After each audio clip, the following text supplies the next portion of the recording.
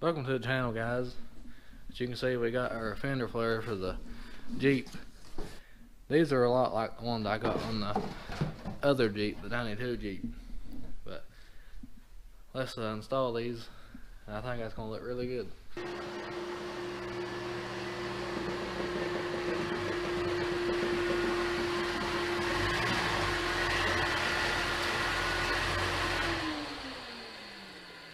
Alright guys, so when you unbox your kit, you're going to have your two front fender flares.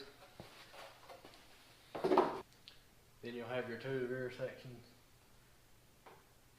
It also comes with these little plastic pieces here. You can slide these down in here. That helps keep water and stuff out. And then you get your mounting hardware. Got your little trim pieces there, and you got some screws.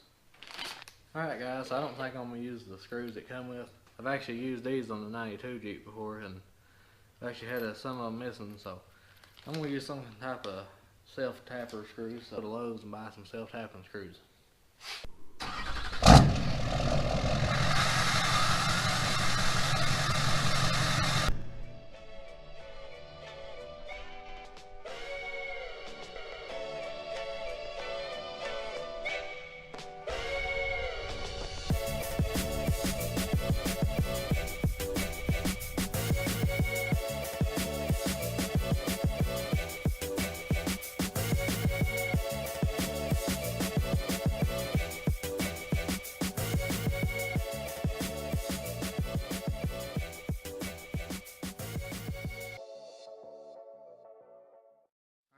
So I went to Lowe's and I picked up some of these self-tapping screws, and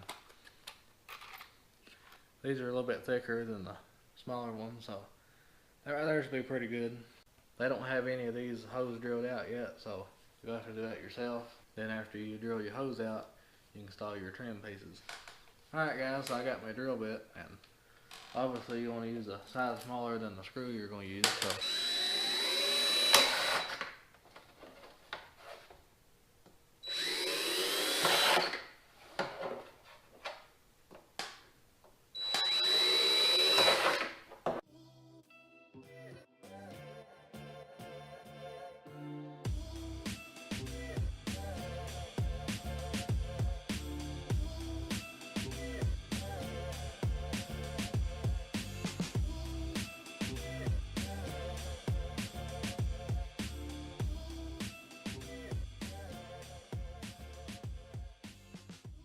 alright guys, and you install your little trim pieces. There's a little groove right there, and you just slide that on it. So I'm going to show you what I did to install the front fender flare. I set the fender up here where I thought it should be along that line right there on the front. And I went ahead and ran a self-tapping screw where I thought it should be. And then I looked, and down here on this trim piece, I took a Sharpie, I made a mark, and I cut some of this trim out. So you can either take the trim off or just cut a piece right there.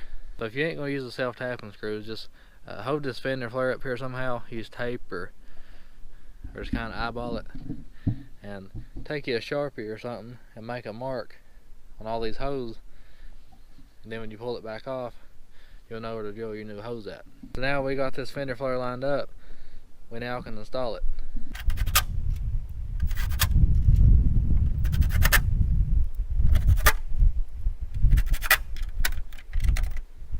Alright guys, so our fender flare is now installed, and it looks really good. Let's do the rest. Alright guys, I drove down the road to get some better audio. So now we're going to do the rear section, and so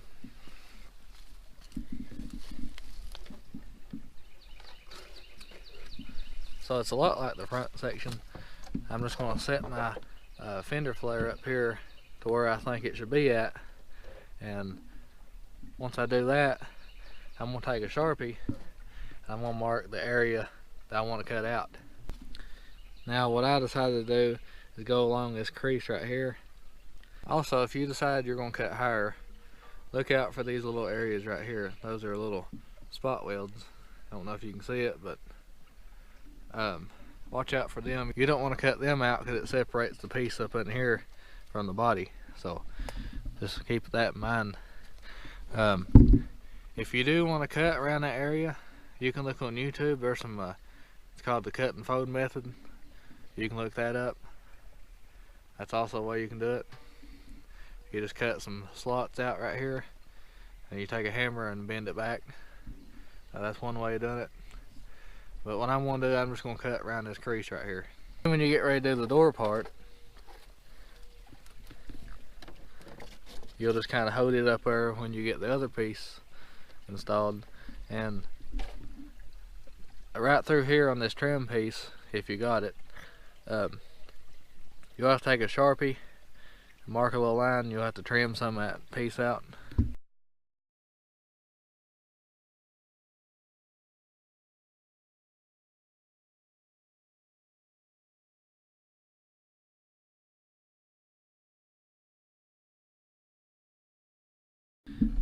Alright guys, so I put one screw in it, so I kind of just have it sitting up here to see where I want to install it at. And I believe I'm going to do around this area. You also have to trim this little piece right here too. I got the door piece set up here, and I'm going to make a mark right here by the trim. Well, I know where to cut out. Probably can't see it in the video, but I went ahead and made a mark. So now I'll pull this piece back off and I'll cut that out. If your paint's in really good shape and you don't want to scratch it, you might want to get some touch-up paint, because you can see I did make a little mark there, but I do have some touch-up paint. And whenever you're cutting this stuff out, you want to put some kind of primer or something on there to keep that from rusting. And also something on the driver's side, if you got a 97 through 01, be very careful when you're drilling these holes, because it does have the windshield wiper fluid bottle in here, so you don't want to drill into that. So just keep that in mind.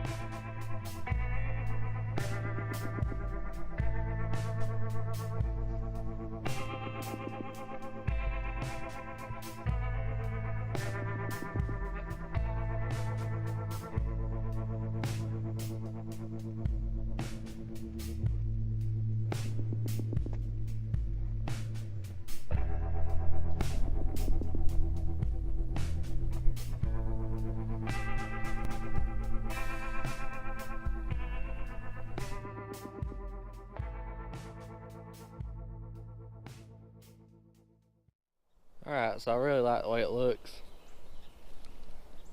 This makes the Jeep look a lot better.